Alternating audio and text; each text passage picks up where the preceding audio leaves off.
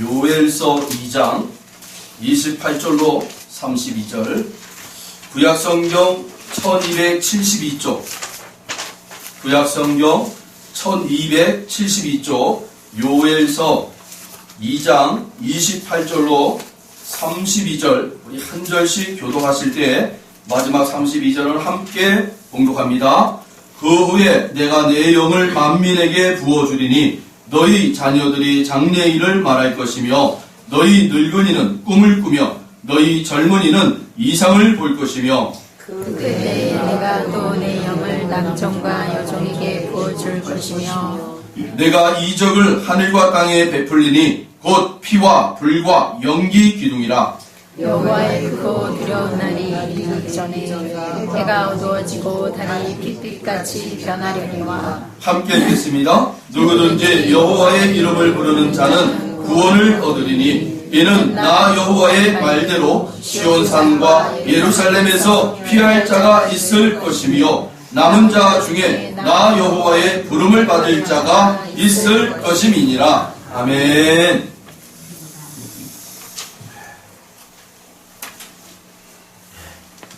내 영을 만민에게 부어주리니 라는 제목을 가지고 여러분 앞에 섰는데요.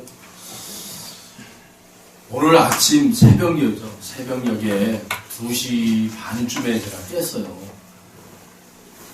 좀 답답하더라고요. 계속 답답해가지고 깨가지고 이제 거실에 기라기보다는 이제 잠깐 이제 밖에 나가서 소파에 앉아가지고 이렇게 기도를 이제 하게 됐어요. 기도하는 시간을.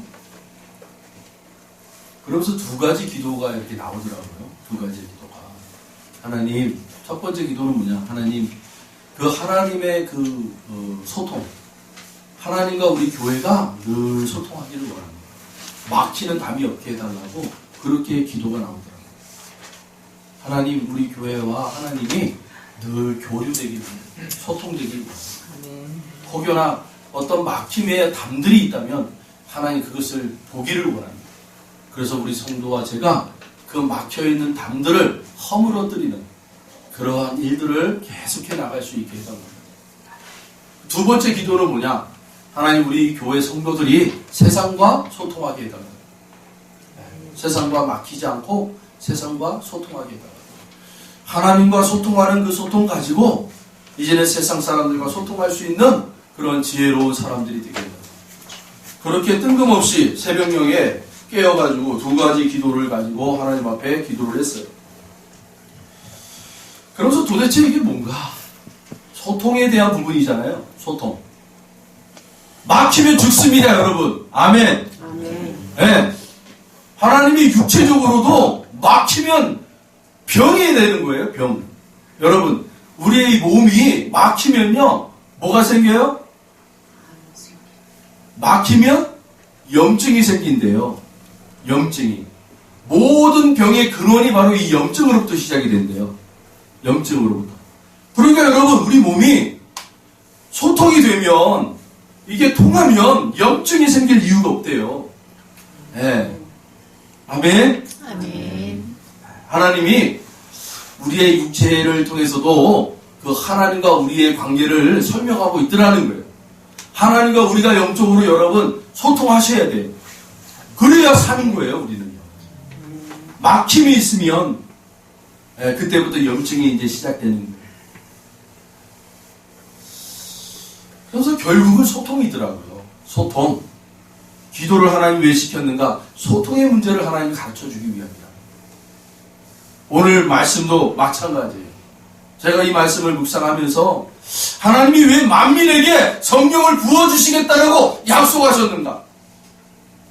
여러분, 성령님이 우리에게 오셔서 해야 할 일이 뭔지 아십니까? 하나님과 소통을 하기 위해서요. 우리가. 여러분, 구약에는요, 이 성령이 특별한 목적을 가지고 있는 사람들에게 특별하게 내려워졌어요. 선지자나 사사들에게 그렇게 하나님의 영이 임했어요. 그래서 그렇게 하나님의 영이 임한 선지자들이나 사사들을 통해서 그 시대, 그 역사에 하나님이 하시고자 하는 일들을 그 사람들을 통해서 일을 하셨단 말이에요. 여러분, 하나님이 그 시대에 그 역사에 하나님이 일을 하실 때 하나님의 영을 부으셔서 하나님과 소통한 사람들을 통하여 일을 하셨다라는 거예요. 할렐루야. 아멘. 그런데 오늘 말씀을 통해서 우리에게 주시는 게 뭐예요? 그런 특별한 사람들에게 성령을 주시는 것이 아니라 오늘 28절에 보시면 만민에게 부어주리니 라고 되어 있어요. 내 영을 만민에게 부어주겠다라는 거예요. 할렐루야. 여러분, 이 요엘서 2장 28절 요 말씀이 성취되는 자리가 어디예요? 신약의 사도행전에서 여러분 성취가 되잖아요. 오순절 성령 강림 때 거기서 기도하는 자들에게 이방인이든 유대인이든 그리스도인들이든 여러분 할 것 없이 헬라인이긴 할 것 없이 성령님이 임하시더라는 거예요. 할렐루야. 성령님이 만민에게 부어지는 사건이 여러분 사도행전을 통해서 시작됐다라는 거예요. 그래서 그 시작이 오늘 저와 여러분에게까지 여러분 지속되고 있다라는 거예요. 할렐루야.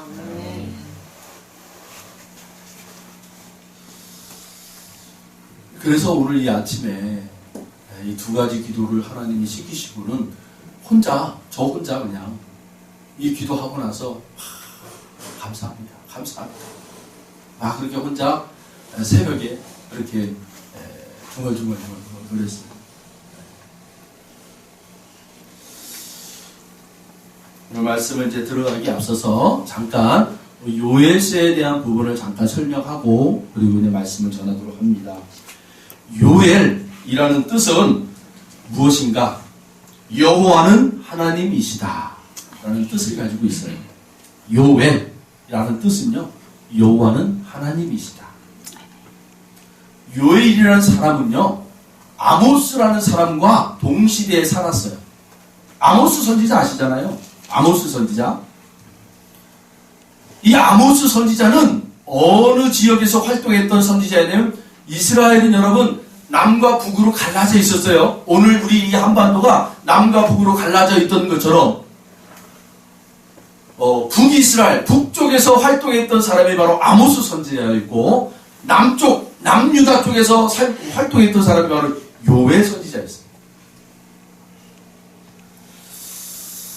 특별히 요엘 이 선지자는요, 무엇을 하나님 앞에 부여를 받았냐면, 장차 이스라엘이 일어날 미래에 대한 예언을 했던 사람이 바로 요엘 선지자였어요.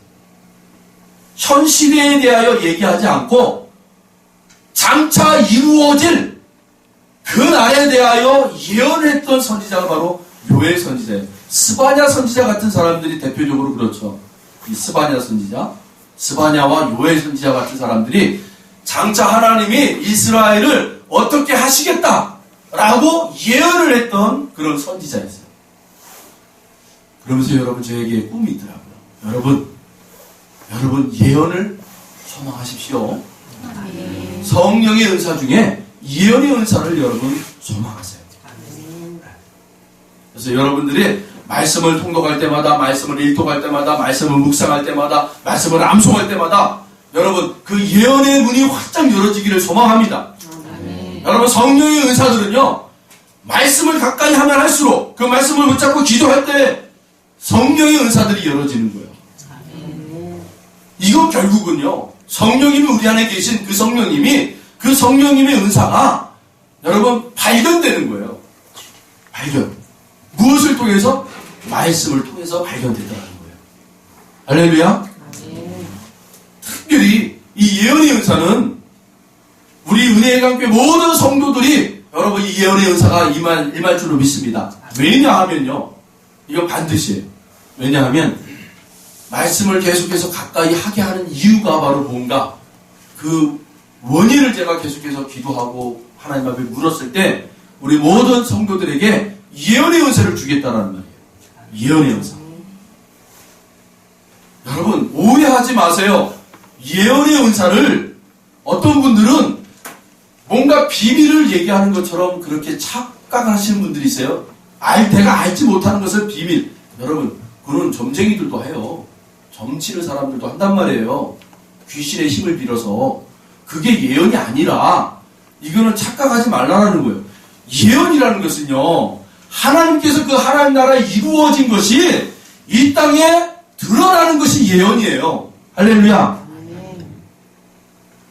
감추어진 그 하나님 나라에서 이미 이루어진 것들이 이 땅에 드러나는 것을 예언이라는 거예요. 그것을 먼저 얘기하는 사람들이 예언이라는 거예요. 여러분, 그런 측면에서 봤을 때 말씀이 바로 그 예언의 모든 완성이라고 그러잖아요. 말씀이. 할렐루야. 하나님 나라에 이루어진 모든 것들이 여러분 말씀으로 다 기록되어 있단 말입니다. 그래서 말씀을 가까이 하는 사람들에게는 자연적으로 성령의 은사 중에 예언의 은사가 열어지는 거예요. 우리의 시각이 그 하나님 나라에 이루어진 것이 이 땅에 이루어지는 모습들을 보게 된단 말이에요. 말씀을 통해서. 그리고 그 하나님 나라에 이루어진 것을 말씀을 통해서 선포하게 된단 말이에요. 그게 예언이에요, 여러분. 그래서 하나님이 우리 은혜의 감교 성도들에게 예언의 은사를 가득가득 채워주실 줄 믿습니다. 아멘. 자, 그리고 두 번째로 이 요엘서라는 것은요, 두 단락으로 우리가 이렇게 나눠서 볼 수가 있어요. 1장부터 2장 17절. 이 주제는 뭐냐면 여호와의 날에 대한 경고와 회개를 촉구하고 있는 내용으로 되어 있습니다. 1장부터 2장 17절까지. 그리고 2장 18절로부터 3장 마지막 21절까지를 나눌 수 있어요. 두 단락으로. 그러면 2장 18절로부터 3장 21절은 무엇을 내용으로 담고 있냐면 선민 이스라엘에 대한 회복과 구원을 약속하고 있어요. 사랑하는 성도 여러분, 하나님 앞에 약속 받으시기 바랍니다. 아멘. 아멘. 하나님 앞에 약속 받으세요. 아멘. 아멘. 아멘. 하나님 앞에 약속 받을 수 있는 것은 두 가지밖에 없어요. 말씀을 들을 때 그 말씀을 내 곳으로 취하는 순간에 그게 약속이 되는 거예요. 두 번째는 뭐냐?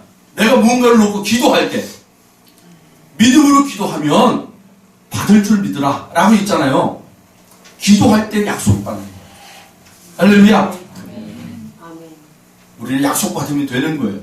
여러분, 어떤 문제 앞에서든 하나님 앞에 약속을 받으세요. 그러면 그것이 하나님의 것이 되는 거예요. 하나님의 일이 되는 거예요. 내 일이 아니라 하나님의 일이 된단 말이에요.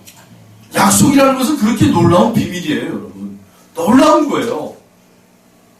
여러분, 우리가 사람들과 사람들 속에서도 약속을 하잖아요. 뭐 계약을 할 때 약속을 하잖아요. 근데 그걸 우리가 약속을 할 때 믿지 못하기 때문에 뭔가 이렇게 종이 조끼를 놓고 거기다가 서로 이름 쓰고 주민등록 쓰고 도장 찍고, 그것도 좀 불안하면 또 어떻게 해요? 어디 뭐 가가지고 공인인증서 가가지고 공증 그 받잖아요. 또 공증까지 받잖아요. 지키라는 거예요. 지키라는 거. 그런데 여러분, 하나님과 우리의 약속은요, 예수 그리스도의 보혈의 피로 여러분 도장을 찍은 거예요. 도장. 할렐루야. 그 증거가 바로 성령님이 우리 안에 오신 거예요. 하나님과 우리가 약속의 관계가 됐다라는 거예요. 약속의 관계가 되셨습니다. 그래서 이제는 우리가 그 약속된 관계, 그 약속된 관계의 자리에서 무엇이 약속되어졌는가를 확인하는 게 바로 여러분 우리가 하나님 앞에 약속받는 거예요.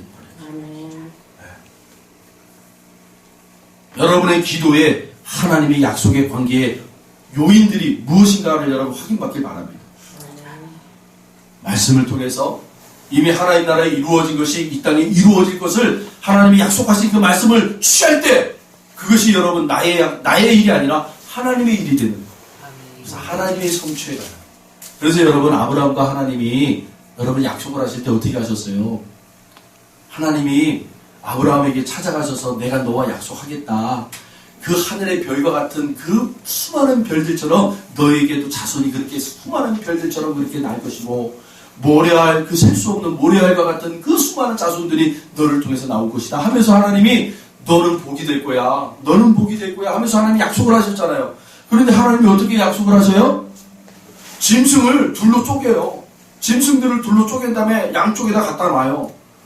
그게 뭐냐면 여러분 옛날 팔레스틴 사람들이 약속을 할 때 그렇게 했단 말이에요. 하나님은요, 우리에게 뭔가를 하실 때 우리가 깨달아 알 수 있는 방법들을 통해서 하신단 말이에요. 그 당시 아브라함이 살던 때에 사람들이 어떻게 약속을 했냐면 짐승을 쪼개가지고 양쪽으로 놓고 그곳을 두 사람이 손잡고 지나가요. 그게 약속이에요. 그 약속은 무슨 의미예요? 네가 만약에 이 약속을 깨뜨리면 이 짐승을 갈라놓은 것처럼 너를 그렇게 갈라버릴 거야. 이게 바로 그 당시의 약속의 의미였단 말이에요. 하나님도 마찬가지예요. 아브라함을 불러놓고는 그렇게 하나님이 말씀해 주시고 너와 내가 약속하리라 라고 하셔놓고는 짐승을 쪼개놓고는 둘이 지나가야 되잖아요. 하나님과 아브라함이 지나가야 되잖아요. 그런데 하나님이 아브라함을 아시는 거예요. 무엇을 알아요? 너는 내 약속을 지킬 수 없다는 걸 아셔요. 여러분, 하나님은 우리를 속속히 아시는 분이세요. 아멘. 그래서 하나님이 어떻게 하셔요? 하나님이 혼자 그냥 슉 지나가 버려요. 혼자. 그 말은 뭐예요? 내가 너와 약속을 했지만 만약에 네가 내 약속을 지키지 못하면 내가 대신 쪼개질게. 하나님은 당신은 분명히 약속을 지키시는 분이란 말이에요. 그런데 아브라함이 약속을 지키지 못하기 때문에 분명 네가 약속을 못 지키면 네를 쪼개는 게 아니라 내가 대신 쪼개질게. 그런 의미로 하나님이 혼자 지나가서 거예요. 자, 약속했다. 그게 하나님과 우리의 약속이에요. 그래서 여러분 그 약속을 지키신 증거가 바로 예수님을 이 땅에 보내셔서 십자가에 쪼개버리는 거예요. 죽여버리는 거예요. 너희들 약속 지킬 수 없는 존재잖아. 그래서 내가 그 약속을 성취하는 모습으로 내 아들을 보내 죽여버릴게. 그래서 그 약속을 완성한 거예요. 그래서 누구든지 예수 믿으면 이제 다 하나님의 자녀가 되는 권세를 주셨단 말이에요. 하늘의 별처럼 바다의 모리알처럼 누구든지 이제 예수만 믿고 나오라는 거예요. 그러면 다 하나님의 자녀가 되는 권세를 너희들에게 줄게. 그게 아브라함과 맺었던 하나님의 언약이었단 말이에요. 약속. 사랑하는 성도 여러분, 하나님께서 이런 구원의 약속을 우리에게 허락하셨단 말이에요. 할렐루야. 아멘. 그리고 마지막으로 요엘서의 핵심 단어가 있어요. 핵심 단어. 요엘서 핵심 단어가 뭐냐면 여호와의 날이라는 겁니다. 여호와의 때. 여호와의 때. 사랑하는 성도 여러분, 하나님의 때가 있어요. 아멘. 우리의 때가 아니라 하나님의 때가 있어요. 여러분, 그것을 바라보는 게 바로 믿음이에요. 여러분, 그 하나님의 때를 바라보시길 바랍니다. 그럼 여러분, 우리 안에 하나님의 때가 언제인지를 어떻게 우리가 바라볼 수 있습니까? 그러니까 말씀으로 돌아오시라는 거예요. 말씀을 가까이 하세요. 그러면 하나님의 때가 여러분 말씀에 기록되어 있는 것을 보게 돼요. 아, 이스라엘 사람들에게 왜 하나님의 때가 언제인가를 보여준단 말이에요. 계속 드러낸단 말이에요. 그러면 나의 때도 언제인가를 우리가 알게 돼요. 그 하나님의 때를 볼 수 있는 믿음의 눈이 열어져요. 할렐루야. 할렐루야. 하나님의 때를 볼 수 있는 저와 여러분 되길 바랍니다. 여러분, 그리고 마지막으로 핵심 구절이 있어요. 바로 2장 13절이에요. 2장 13절을 우리 다 같이 한번 읽어보겠습니다.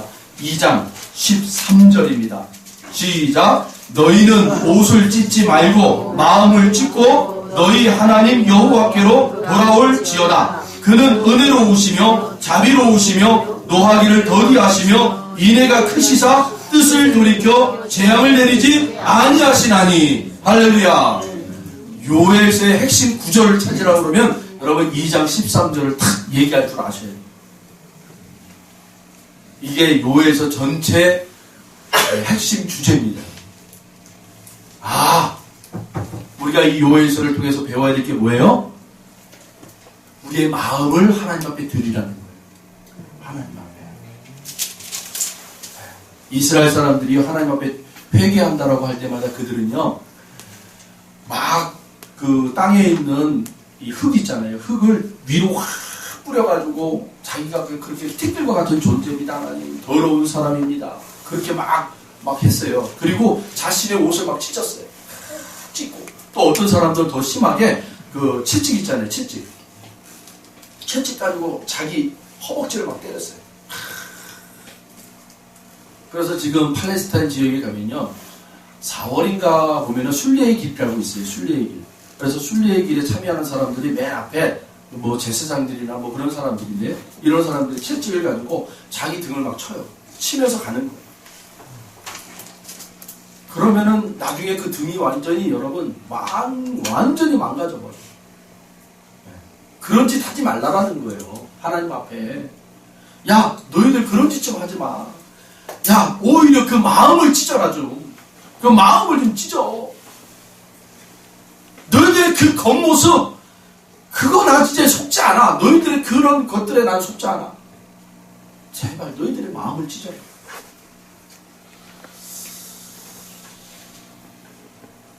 그래서 예수님도 아마 그런 얘기를 하신 것 같아요.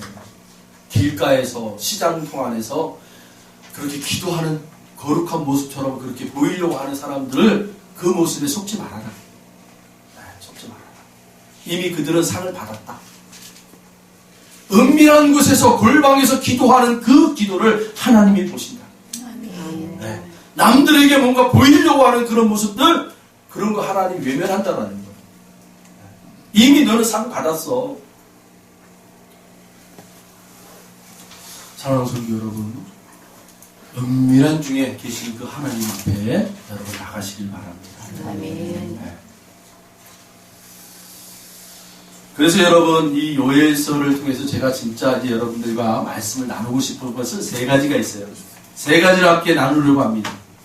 첫 번째가 뭐냐면 1장 4절에 보시면 1장 4절, 팥중이가 남긴 것을 메뚜기가 먹고 메뚜기가 남긴 것을 느치가 먹고 느치가 남긴 것을 황충이 먹었도다. 바로 유다가 당한 재앙을 얘기하고 있어요.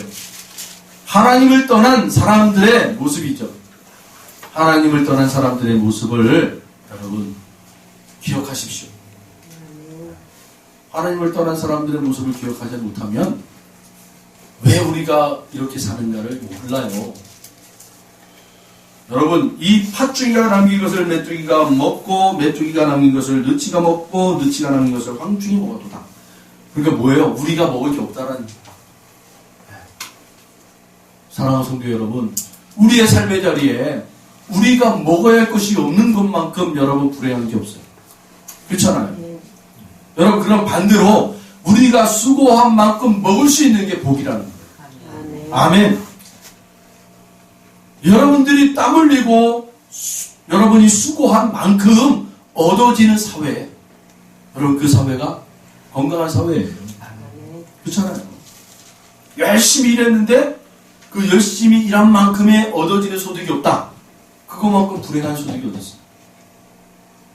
오늘날 이 정부가 또 오늘날 이 나라가 일한 만큼 소득이 들어올 수 있는 사회가 되었으면 좋겠다라고 운동을 일으키고 있어요. 근데 여러분 이것이 건강하게 여러분 세워질 수 있도록 여러분 함께 기도해 주셔야죠. 아멘. 전에는 아무리 땀 흘려서 여러분 일해도 한 50 가져가나요? 그런데 땀 흘리지 않아도 그냥 100을 가져가는 사람들이 많았었단 말이에요. 그렇잖아요. 불평등이라고 그러죠.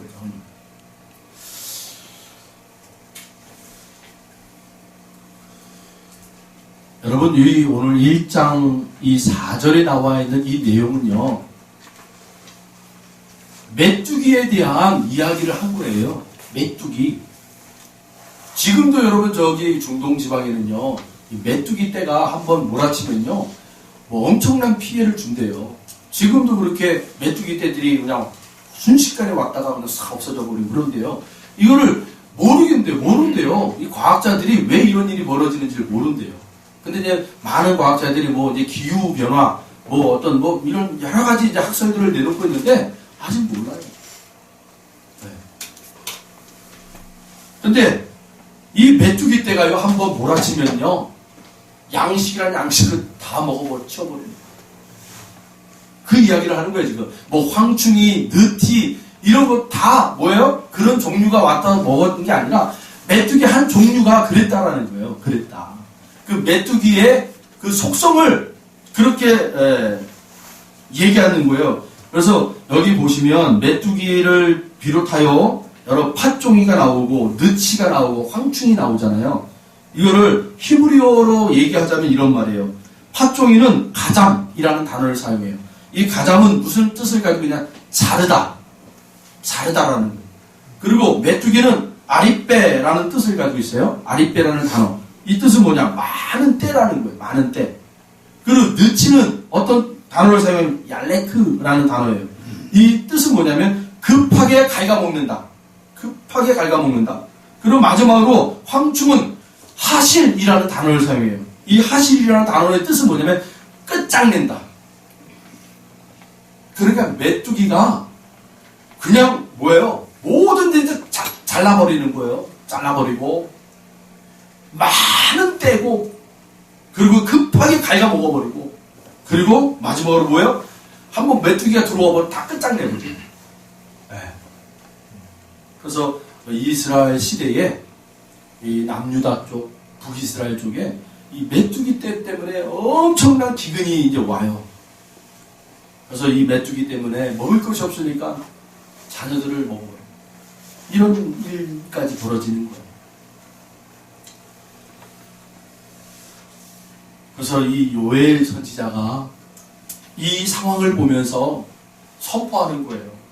지금 이렇게 우리가 기근 가운데 힘들어하고 있는데 그 누구도 하나님을 보지 못하고 이 문제 앞에서만 절망하고 그냥 눈물 흘리고 그리고 막 울고 불고 하는 거예요. 그러니까 이 요엘 선지자가 하나님이 주시는 그 마음, 다시 말하면 그 하나님의 소통하는 사람이 되어서 지금의 이 문제를 바라보니 문제가 아니라 이 문제는 결국은 뭐라는 거예요? 너희들이 하나님 앞에 돌아오라. 그러면 이 문제는 다 해결될 거라는 거예요. 내일을 보는 거예요. 믿음의 눈을 가지고 내일을 보는 거예요. 내일을 어떤 내일을 보는 거예요? 소망의 내일을 보는 거예요. 그 소망의 자리로 들어가기 앞서서 이스라엘이 꼭 하나님 앞에 어떤 모습으로 나오라는 거예요. 이제는 너희들이 불경스럽게 하나님을 저버리고 그 세상의 이방신을 쫓았던 그 두 가지의 측면들을 다 버리고 이제는 하나님 앞에 돌아와라. 그러면 그 내일이라는 자리는 소망과 희망으로 우리에게 보장해 주실 거라는 거예요. 사랑하는 성도 여러분, 우리 하나님의 백성들이 오늘 이 시대를 살아갈 때에 여러분 경제가 참 어렵다고 그래요. 많이 어려워요. 청년 실업 많다고 그래요. 우리도 어려워 죽겠는데 저 북한을 살려보겠다고 이 정부가 계속 뭔가 하는 행위가 너무 싫은 거예요. 너무너무 힘들어요. 여러분 이때에 우리 그리스도인들이 어떤 믿음의 모습으로 내일을 향하여 여러분 바라봐야 되겠습니까? 오늘 이 시대를 살아가고 있는 모든 대한민국의 여러분 백성들, 국민들 앞에 어렵다라고 얘기하는 사람들 앞에 우리 그리스도인들이 내일이라는 그 소망을 가지고 살아가는 자들의 모습을 보여줘야 됩니다. 아멘. 아멘. 그들과 똑같이 어려움의 자리에 여러분 눈물 흘리는 것이 아니라 여러분 우리의 삶에도 변화가 없지만 우리의 삶에도 무거움이 있지만 믿음의 눈을 가지고 내일이라는 그 소망, 하나님은 여러분 우리의 소망이십니다. 할렐루야. 그 하나님이 주시는 믿음 가지고 내일이라는 소망을 바라보고 전하고 사시는 저와 여러분 되라는 거예요. 그게 바로 요엘 선지자의 모습이었어요. 요엘 선지자를 통해서 우리가 배워야 할 것은 바로 그 모습이다. 저와 여러분이 그런 사람들이 되시기를 바랍니다. 두 번째는요, 같은 말이지만 여호와께 돌아오라는 거예요. 여호와께 돌아오라.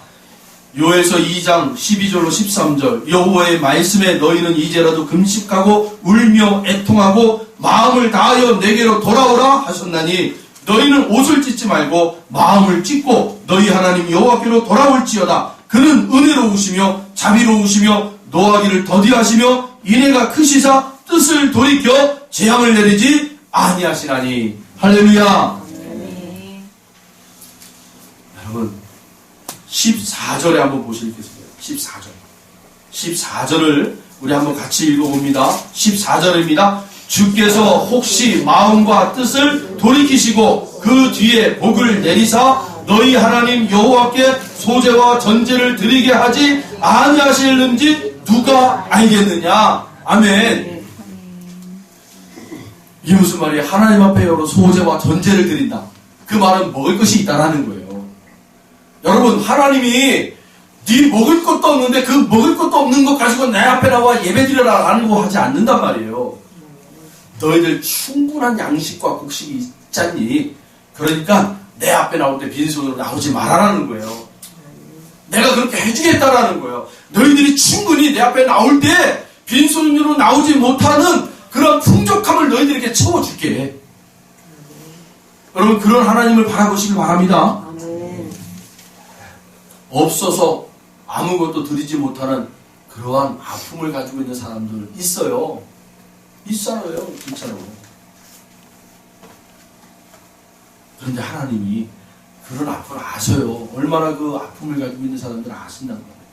그런데 하나님 앞에 돌아오면 충분히 너희들이 먹고 마시고 누릴 만한 그 상황을, 그 풍요를 주실 거라는 거예요. 그때 내 앞에 나올 때 기쁨으로 나오라는 거예요. 하나님 우리에게 이런 기쁨을 허락하십니다. 특별히 여러분, 우리가 이제 금요일마다 느헤미야라는 성경을 우리가 보고 있습니다.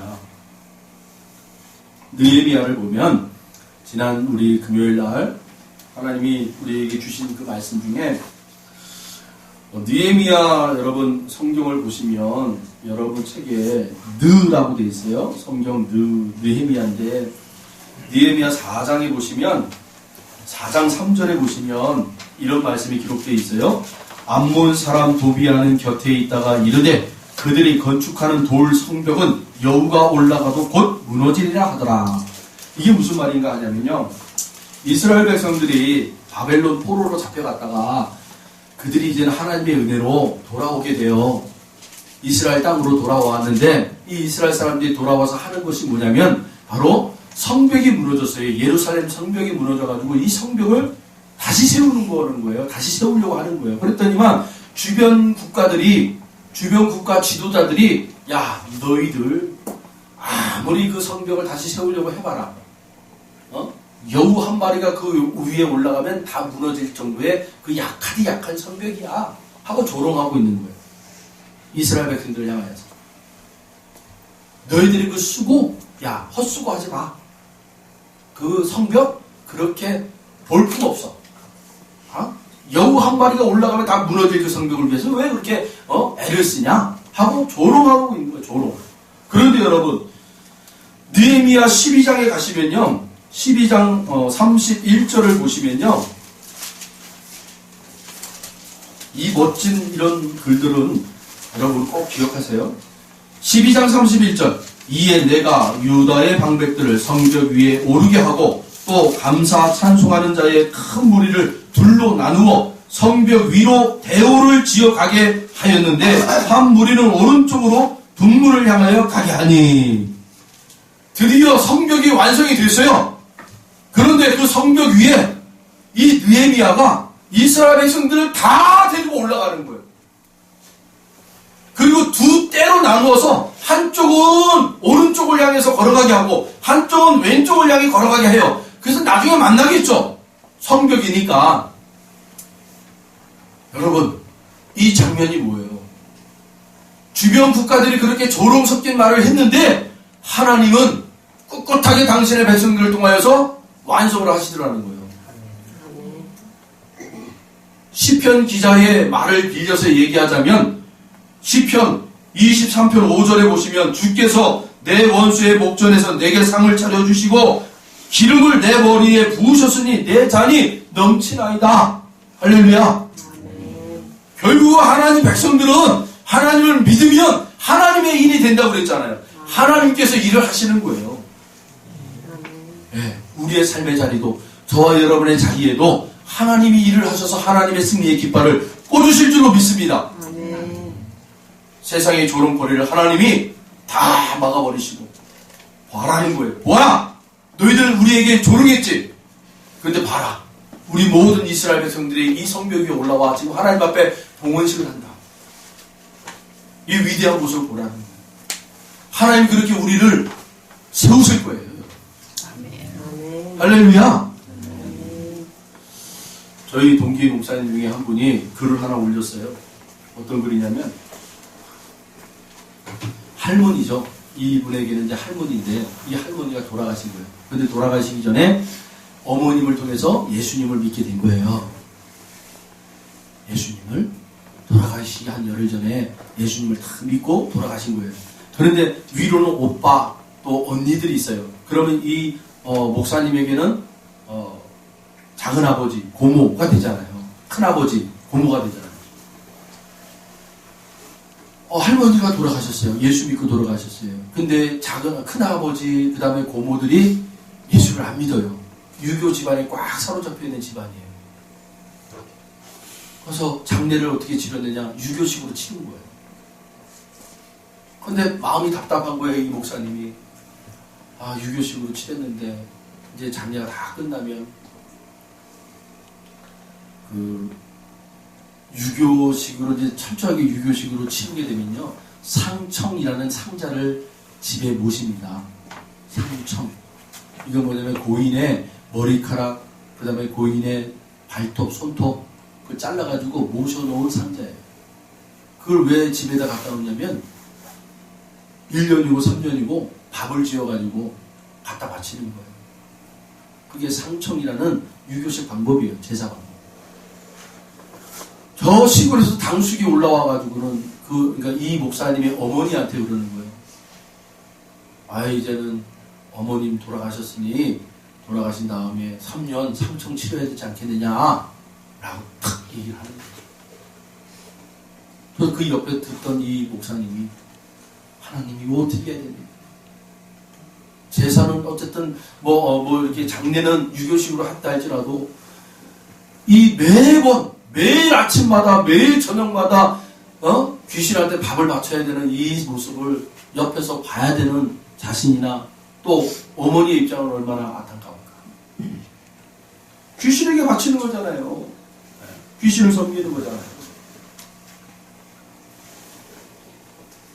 어쨌든 그 병원에서는 그렇게 다 끝나고 이제는 장지로 가는 동안에 차 안에서 이 목사님이 계속 방언이 나오더라는 거예요. 방언이 그 믿지 않는 식구들이 타 있는 그 차 안에서 방언으로 기도를 하는 거예요.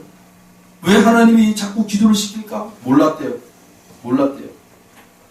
그 장지에 가서 이제 비로소 알게 된 거예요. 이제 다 하고 이렇게 다 치르고 이제 하는데 그 당숙이라는 분이 어머님한테 와서 이제는 다 치렀으니까 3년 동안 상청을 차려놓고 이제 모셔야 된다라고 딱 얘기하는 거예요. 그때 이 목사님이 옆에서 엄마 하지마 라고 얘기를 하는 거예요.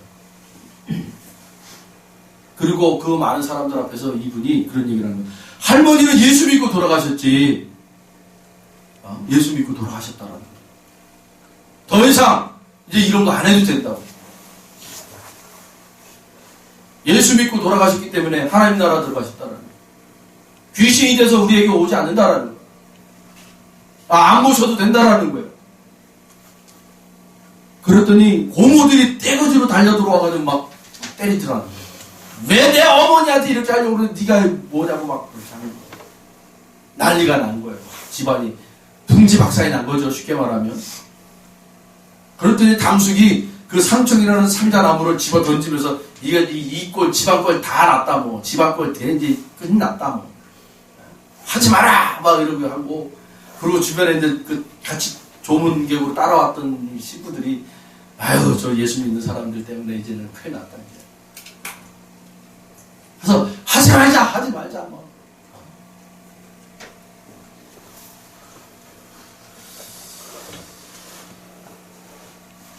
그 얘기를 이 목사님이 글을 이제 통해서 이렇게 올렸더라고요. 그래서 사람과의 관계는 틀어졌어도 하나님과의 관계는 굳건히 세워졌음을 얘기하더라고요. 무엇보다 어머님이 신앙생활에 이렇게 깊지는 않지만 이 일 때문에 어머님이 3년 동안을 귀신을 모셔야 되는 그러한 어려움에서 벗어나게 하신 하나님을 이 목사님이 얘기를 하더라고요.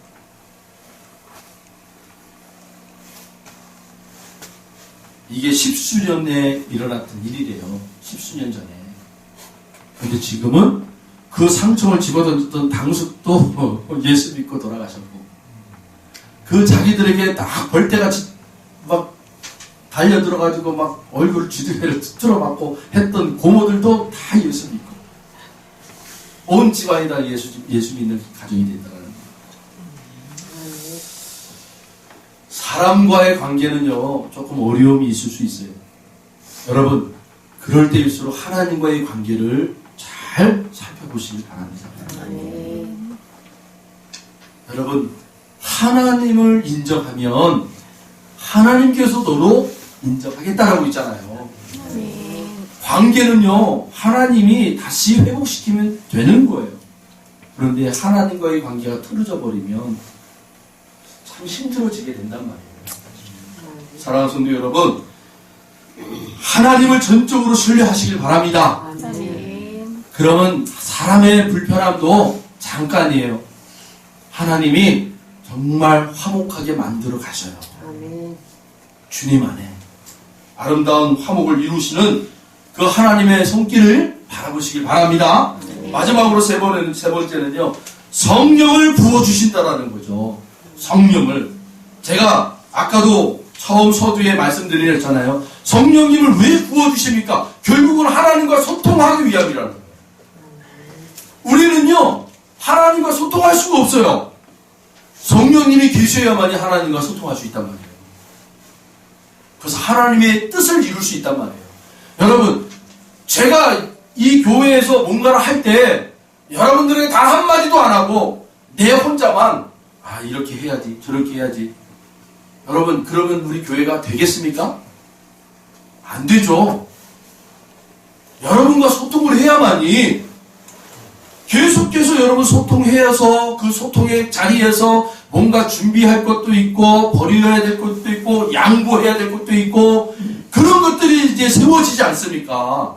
그래서 뭔가 일이 추진이 되잖아요. 마찬가지.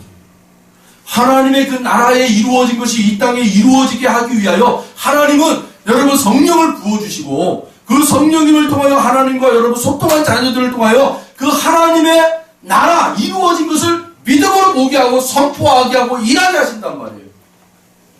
그래서 하나님의 일을 함께 할 수 있도록 하신다는 거예요. 그게 여러분 복이라는 거예요. 할렐루야. 아멘.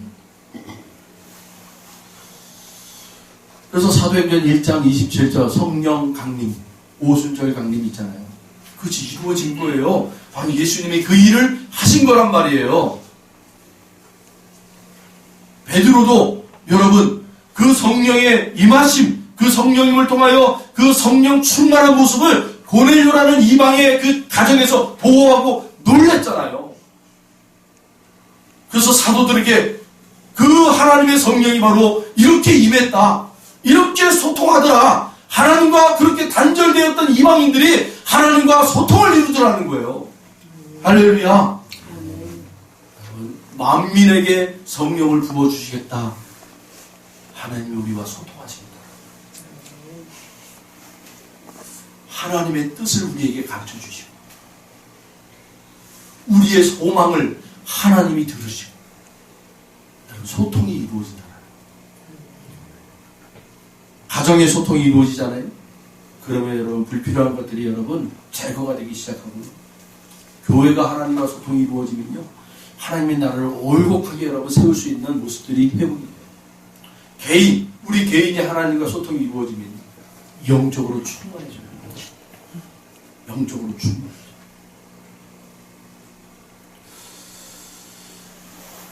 마틴 루터라는 사람은요, 매일 아침 2시간 기도하지 못한다면 마귀가 그 날을 빼앗아 버릴 것이다. 나는 해야 할 일이 너무 많기 때문에 하루에 3시간 기도하지 않을 수 없다. 라고 고백했습니다. 여러분은 어떠세요? 하나님과 소통하기 위해서 우리에게 성령을 부어주셨는데 그 일에 우리가 최선을 다하고 있는지. 여러분 기도하십시오. 아멘. 마지막 이 세 번째 만민에게 성령을 부어주시겠다라는 이 말씀의 의미는 뭐냐면 기도하라는 거예요. 기도하라. 기도의 회복이 있길 바랍니다. 아멘. 그래서 하나님의 뜻이 이루어진 저와 여러분의 삶이 되기를 주님의 이름으로 축복합니다. 기도하겠습니다. 하나님 감사합니다. 우리에게 성령을 부어주시고 이 성령님을 통하여 하나님의 뜻을 올곧게 알아 우리의 삶의 자리에 순종의 모습으로 하나님의 뜻을 드러낼 수 있도록 역사하여 주시옵소서. 감사드리며 예수님의 이름으로 기도하옵나이다. 아멘. 말씀을 기억하시면서